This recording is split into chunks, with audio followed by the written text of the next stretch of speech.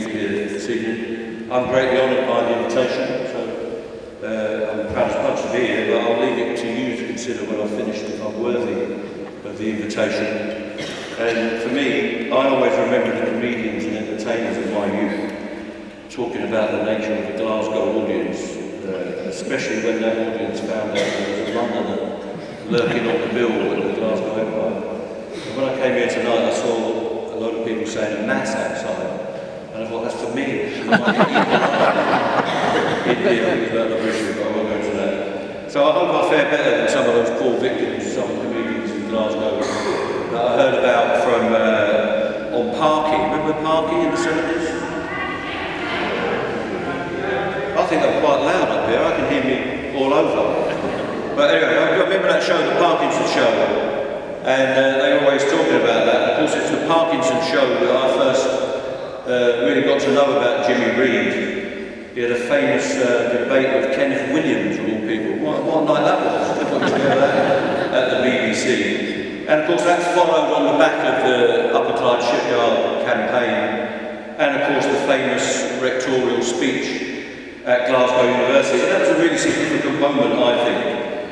And as a young boy, I tried to follow all that on the telly and on the wireless, as we used to call it. Shows how old I am. And I was really impressed. And I thought at that time it was astonishing that a person of our background, although I'm not Scottish, could break through in the way that Jimmy Reid broke through into the national debate, into the national media. And they found it astonishing, I think.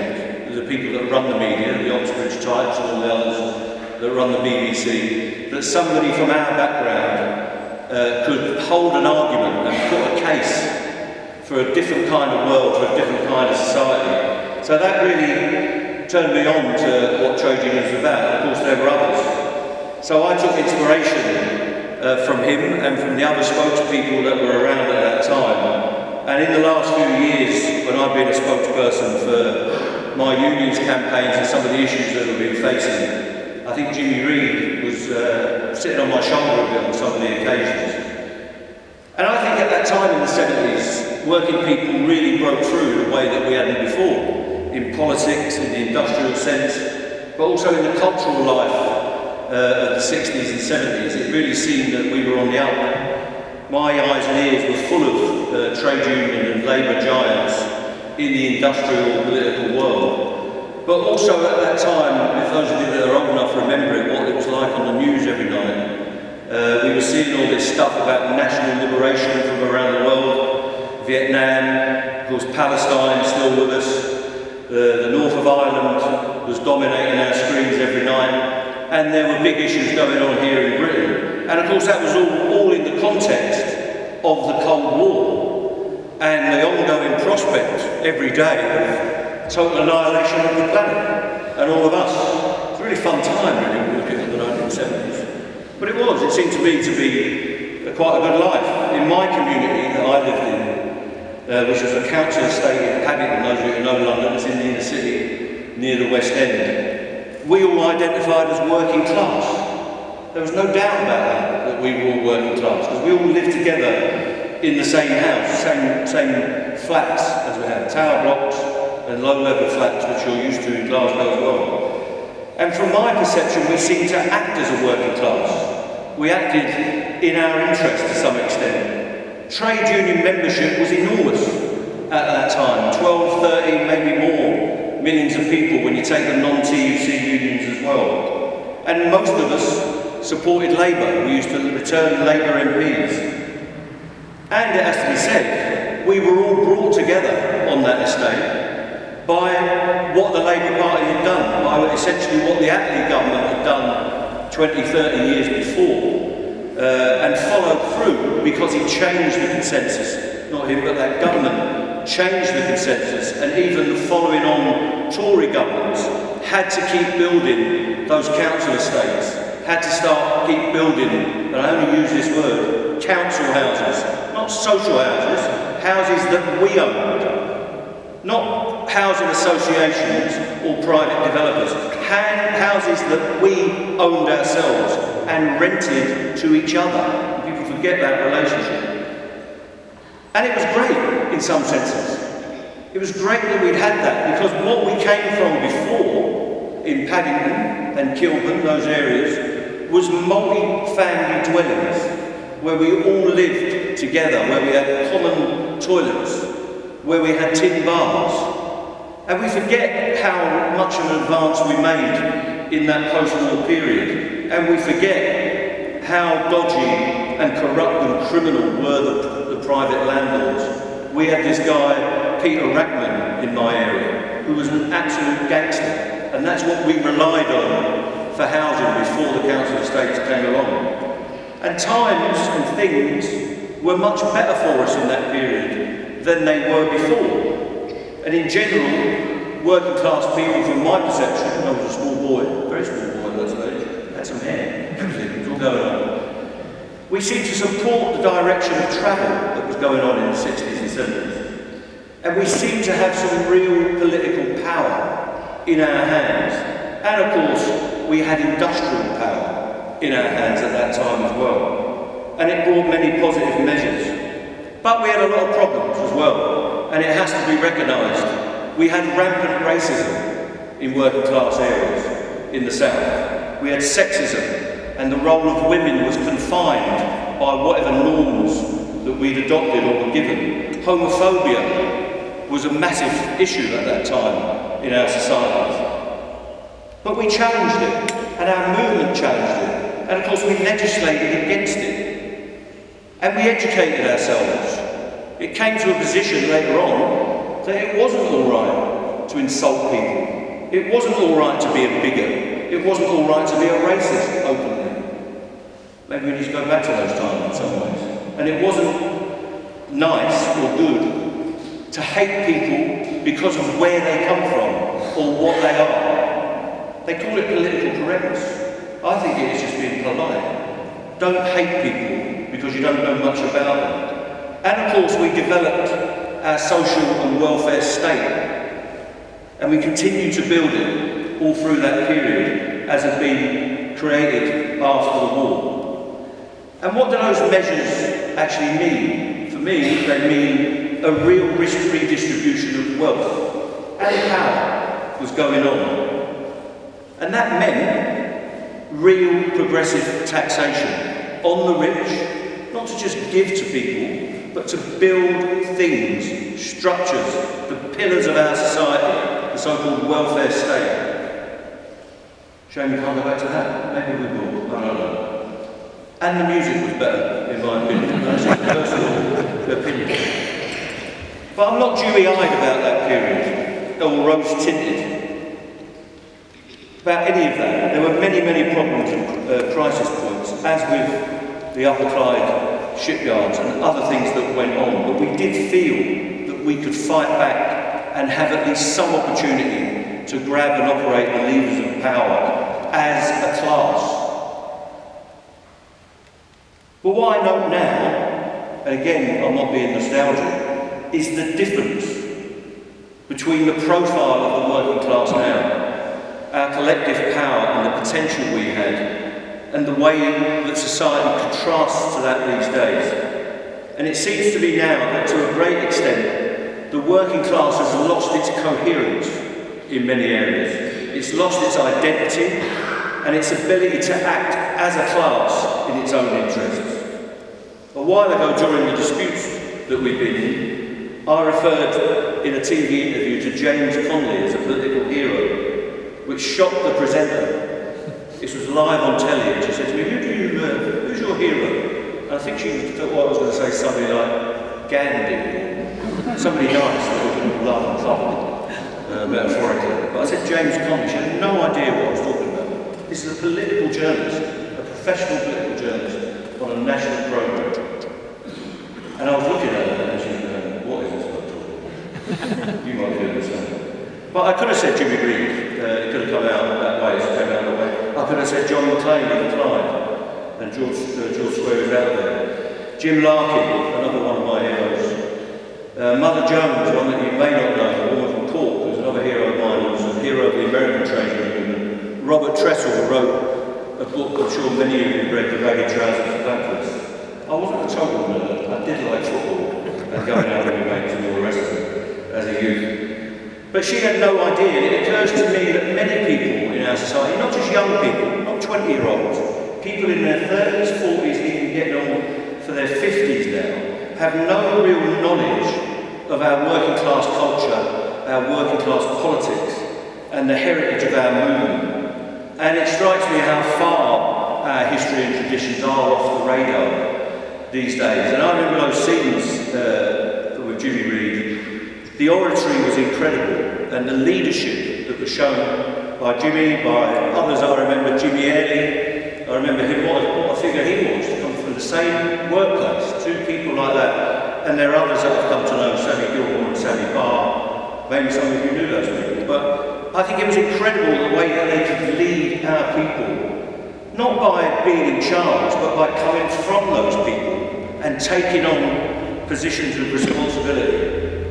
And his remarkable achievement, really, of being elected as the rector of Glasgow, which seemed like a very revolutionary thing when I read back about it, and the alienation speech itself, which they must have thought, where has this bloke come from? He's come from a shipyard. He's talking about alienation, and in his lifetime of working for social justice and human rights, it really did mark him out as a giant. But what the UCS working showed us is that trade unions really were a mass movement. They could motivate a whole massive workplace, and motivate a city and a region and a country in their support. And then, of course, go and change directly government policy and government decisions and reverse them. And we did that in the railway dispute when they tried to shut every ticket office in Britain. And of course at that time, around the UCS and shortly after, there were massive struggles going on under the Heath government. We had the miners defeating that Heath government twice, punching them right in the face and knocking them back. We had trade unionists put in prison in Pentonville and getting them released by surrounding that prison with trade unionists, dockers and printers. Incredible times when you think about it now. Defeating the government and causing them to call for election, asking the working people of Britain who governs the country, and the working people of Britain said, you don't, and shut them out. Great. I thought it was an incredible time. And then we had the struggles for women's liberation going on at the same time, people finding a voice for gay liberation, and of course against race discrimination, as I've mentioned, which we then took on and legislated for. These things would never have happened without our movement, without the industrial side of our movement, coupled to the political side, and the industrial side of it forcing the politicians, our so-called politicians, to make the changes that we needed.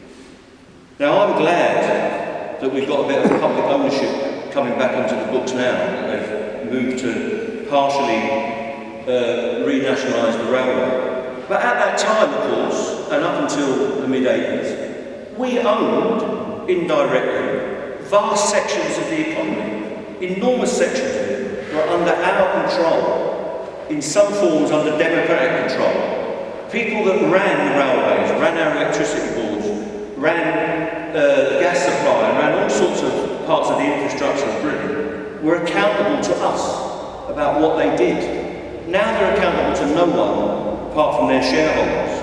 And when they want money, they just stick their hands out and say, you've got to pay, after we've paid all our dividends and stacked up all the loans. And imagine what life would have been like a couple of years ago, when we were having all those debates about fuel and energy, the energy crisis. We used to own BP. We used to own British Gas. We used to own all of the power stations in Britain and all of the electricity distribution network. It was ours. And if we wanted to, if we still owned it, we could have set the prices directly during that winter fuel crisis, when the pensioners and our elders were looking for assistance, and working people in general. And of course industry was looking for assistance as well, to keep us in work. Not one Labour politician, from my memory, said the alternative to this market-forced corruption, is public ownership on behalf of the people, where the Minister and the Prime Minister can take responsibility for this crisis now and act and do something about it. It shows how far we've come away.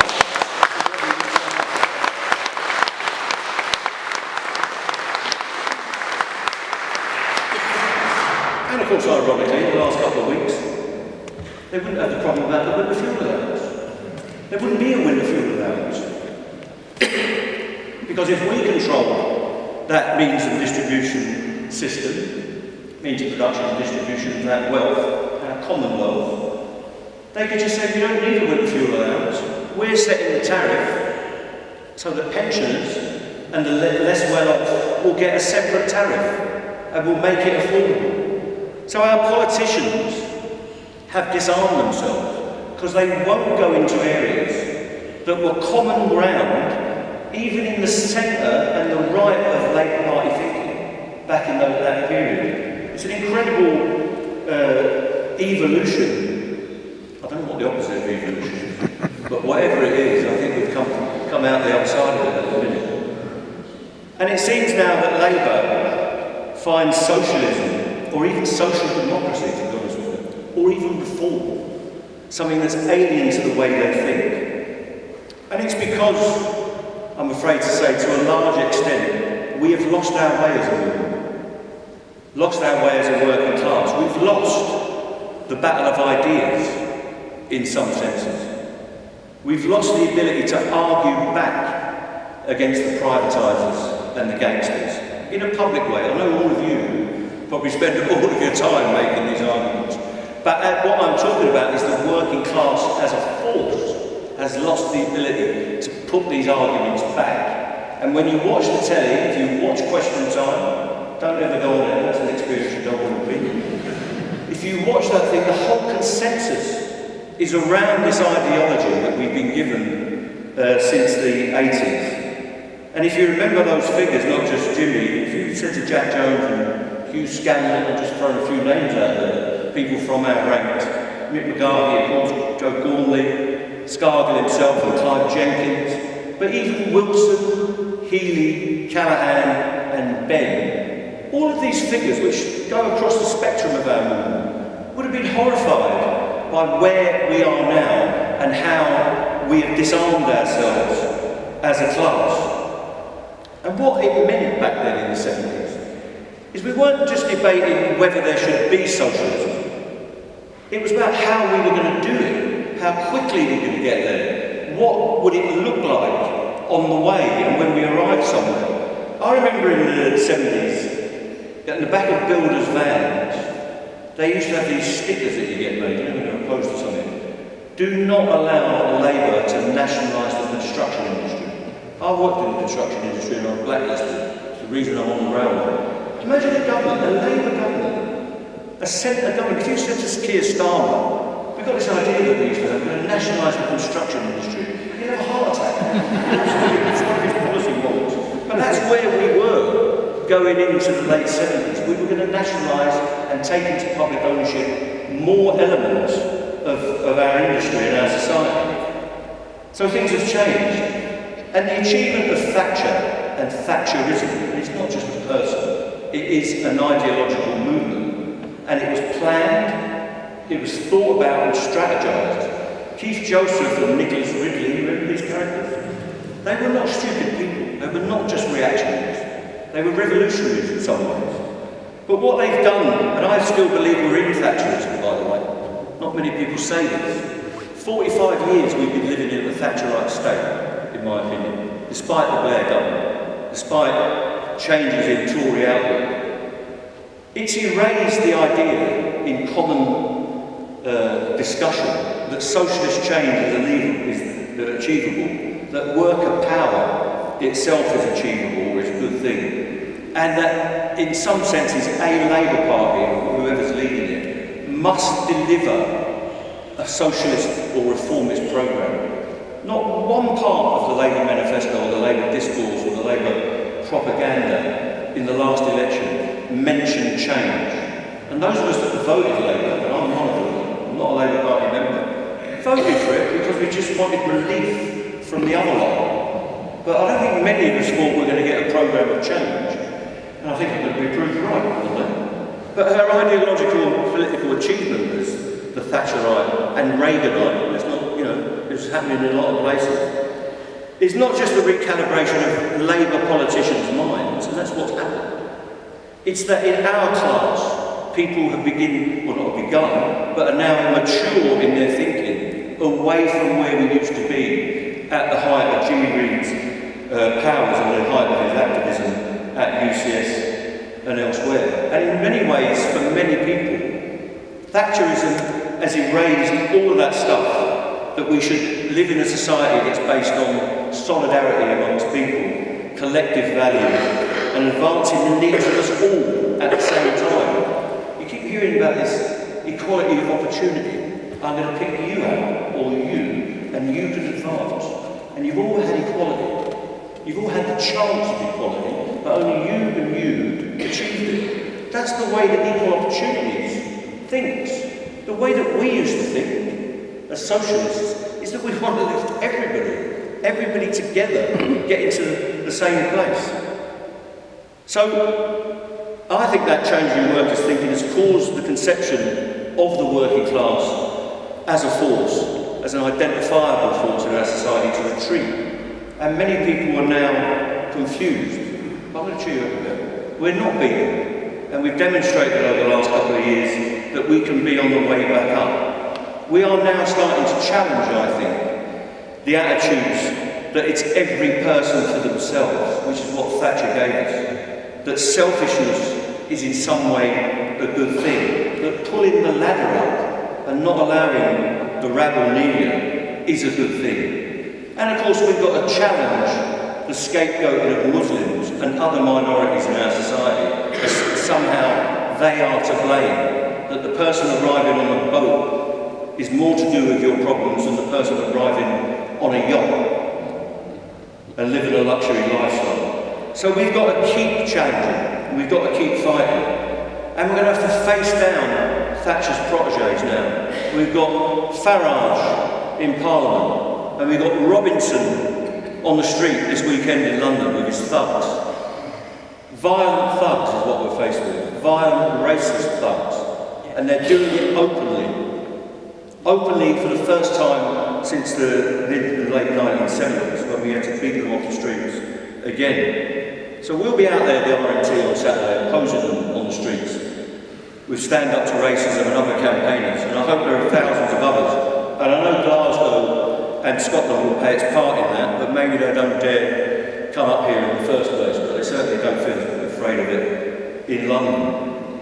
And of course that Thatcher project has infected all of Europe, and indeed all of the world, I think now. I was at an International Union meeting last week in Africa, and delegates from all over the globe are saying we're affected by outsourcing, we're affected by privatisation, we're affected by the dilution of our contracts of employment, the agreements we used to have are all being wiped out. And who's doing that? It's at the behest of the World Bank and the IMF and the EU when they give out aid. We must privatise these institutions if you want our aid. So it's all well thought out. I'm not conspiracy theorists, but these people have gone about their business in a very efficient way to change the world. And in some ways, if you look around who's being elected in Europe right now, we are a bit of an anomaly in our last election. If you look who's getting elected in our neighbours, places that we used to think were progressive in some ways, in Northern Europe and so on, but in Southern Europe as well. Far-right politics is closer to the mainstream at the moment than our politics in many European societies. And God knows what's going to happen in the United States of America in the next couple of weeks, when you've got far-right politics married to a lunatic fringe on top of it. So that's the world we face. So we've got a job to do. We have to fight back with our ideas. It's the old slogan, we've got to win the battle of ideas, and we have to mobilise our people. It's far from insurmountable. The challenges we faced in the past were greater. Imagine the challenges that the people in Glasgow faced when this place was being built. No wonder they were so angry they had to pay for this out of their wages and taxes around here. I don't know how they got away with it. Because they put it down to the slaves that they were doing. That's gone back into the debate today as well.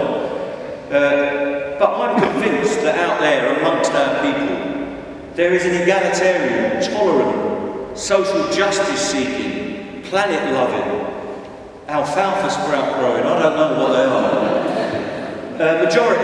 They are there, and we saw it after the far-right violence, when people came out. We were shocked, all of us were shocked, I think, in England especially, about this outbreak of racism and fascism. But in the next few days, the people that we should be appealing to came out spontaneously to respond to that, with very little organisation. So we need to tap into that. We need to tap into the progressives, who are largely passive because they want to get on with their lives. I don't blame them for that. And win that battle for values, win that battle for ideas, and put policies in at the head of a movement of our people. And we have to redefine as socialists and as Labour, I mean, and Labour with a little L, for those of you who are worried, Labour movement activists. And the trade unions, in my view, and I've been trying to tell our trade union movement this, the other general secretaries, have to be at the front. We have to be saying to people in the areas that have lost industry, that have lost trade union influence, we are here to help you organise. And it doesn't matter if it's a work issue. It could be about an old people's home, it could be about the library, it could be about the creche. We have to educate, mentor and coach people about what they need to do. And our forebears did it. It was the real thing that they had to do from nothing. Many of our forebears in this movement lived in destitution. If you look at Connolly in his life, he lived most of his life in poverty. Now, I'm not putting that forward to you as the outcome of your activism, because we're ahead of that already, but it means hard work. You cannot do this work online with a clever quip on Instagram or Twitter or whatever it's called these days. You have to get out there and do the work. And it takes a toll. Imagine the pressure. I can't imagine the pressure that was on the Reid family during the working, because you come up with an idea, and I've done it myself as a shop steward. I've got an idea. And then people say, yeah, that's a great idea. They get behind you and you go, how are we going to deliver this idea? How's it actually going to happen? But they did it. And of course they did that thing, the welfare state. If you imagine the state of Britain in 1945, absolutely bankrupt, the place bombed to pieces in most of the places that we come from. The people were knackered, to use the London expression, but they got on with the job because they saw that change was possible, and they knew that they were at the head of a mass movement that had put them into positions that demanded that they deliver. And the difference between that and Blair and this Labour Party, Starmer, they don't think they need to deliver for the working people. They think there's this little crust of people, Middle England, somewhere in Hertfordshire, I don't know where these people live.